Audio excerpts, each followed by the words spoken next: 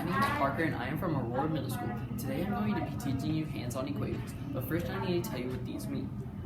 This is a blue pond. This means x. The white ponds mean opposite of x. The green cubes mean negative numbers, and the red cubes mean positive numbers. Those are both constants. The first problem I'm going to be solving is 4x plus 3 equals 2x plus 7. One of the rules of hands-on equations is that you can take away the same thing from both sides or add the same thing to both sides. So I'm going to take away 2 blue pawns from each side, and I'm going to take away the red squares from each side. And 7 minus 3 equals 4, so we have 4 on this side now. And we have 2x equals 4, and we have to divide the x's by 2 and the 4 by 2, and we get x equals 2.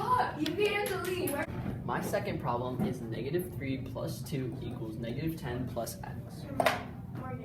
The second rule of hands-on equations is that you can add the same thing to both sides.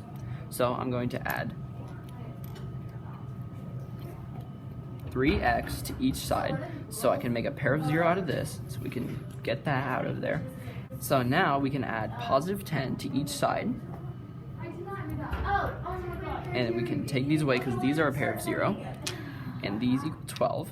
So now we have 12 equals 4x, and if you divide both of those by 4, you get 1 over here, and here you get 3, so 3 equals x. My next problem that I'm going to be solving is negative 3x plus 5 plus x equals 2x plus negative 3. So let's go solve it. The first thing I'm going to do on this problem is take away a pair of 0 from that side. Then I'm going to add 2 of opposite of x's to each side, and that makes a pair of 0 with these 2, so you can take those away.